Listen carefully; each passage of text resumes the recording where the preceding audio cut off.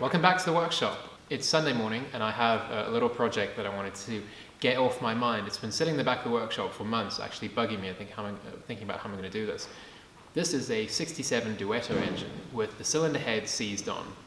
And this seems to be a pretty common problem with Alfa Romeo 105s. Luckily, I've never had this before. This is my first one. Now, a lot of people, when they get this, they are tempted to stick a screwdriver in between the head and the block and pry it, but all you do is damage the gasket surfaces. That's a big no. So what I'm going to do is, I've made up a very cheap tool. So a friend of mine helped me out with this. He took some spark plugs, hollowed them out, so you just had the metal thread thing, and cut an M10 thread into them. So this will be part of the pulling tool, which will go into the plug holes, and then a steel plate will go on top of them and put pressure on the top of the head studs. And this should be able to pry the head off evenly and without damaging anything. I hope. We're going to see how this works. Right, I had a look online to see how to do this, and that method seems to be the best way, but there was no video on YouTube, so I thought this would be a nice little technical video that can live on YouTube for any Alfa owners in the future who run into this problem, which seems to be quite a lot of people. Anyway, this is another example of why you should always run proper coolant, either like distilled water and good coolant, or a glycol-based coolant like Evans coolant, which is what I tend to run in my cars. Anyway, I'm going to drill some holes in the steel plate, and we can start by pulling the head.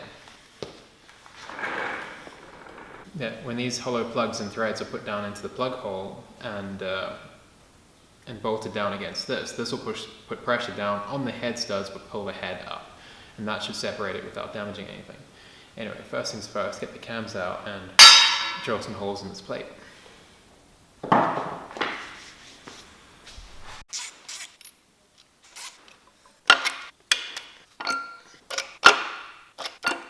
Right, I've already got one of the threads in, so I've decided to put them on cylinders 4 and 1.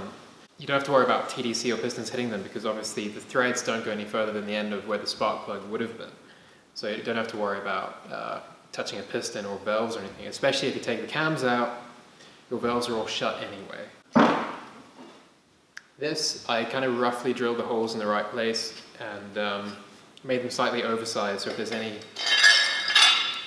issue, there we go. That fits on pretty good.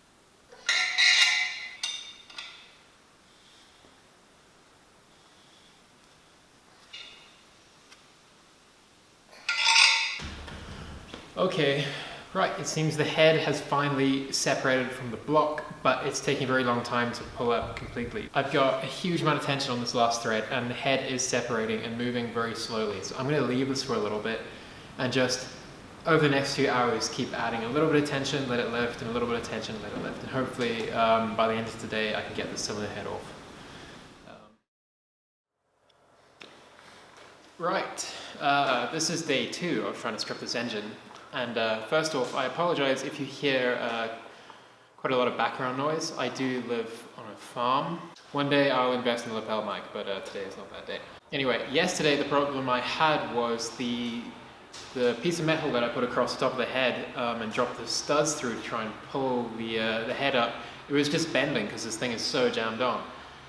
What I was able to do was to upgrade to some thicker steel this morning. I actually laid 2 of these on top of each other. So that was 12 mils of steel, and it's still bent a little bit. And I dropped a high tensile thread through there, and that seemed to pull the head up just enough that I could get some more of these plates under here and then drop a thread through from the top. And so that's what I've been doing. And I dropped these threads in from the top, and these have gone down, they're putting pressure on the plates that I slid in between here. And that seemed to work really well. What I did was I sprayed some of this stuff, Arapi Solutions, and this is called Reduce 4, and it seems to be a pretty good penetrating oil. And I put some penetrating oil on the studs, and I would like tension all this stuff up and leave it for 5 minutes, and it would move like incrementally. You could barely see it, but you could feel that like the tension had gone out of the thread. You tighten it back up again, and move a little bit, tighten it back up. So it took a couple of hours to just keep coming back to it, to keep adding penetrating oil and to keep tightening it. Anyway, I think we're almost there, so I'm going to get the last couple of turns in on camera, and this head should be off.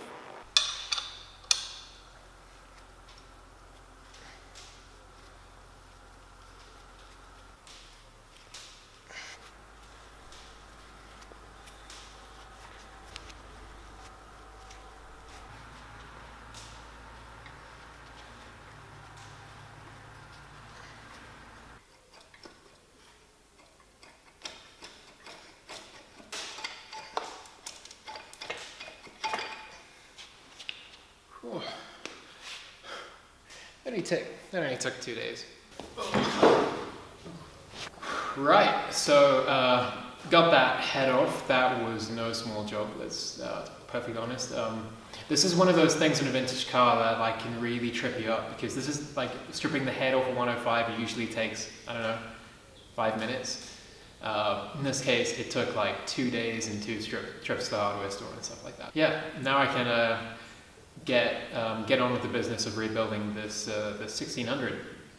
For quite a long time while I was stripping the head off, I thought, is it going to be too corroded inside to even use? But it actually looks pretty good.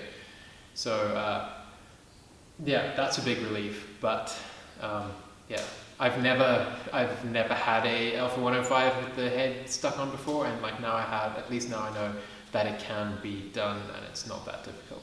Anyway, I hope this video can just be out there on YouTube to serve as a reference, because if there's somebody out there with one of these cars with a stuck head and this gives them even a basic idea of what to do, then that's cool. Anyway, cool. Thanks for watching, and I'll see you guys on Wednesday. Right, bye.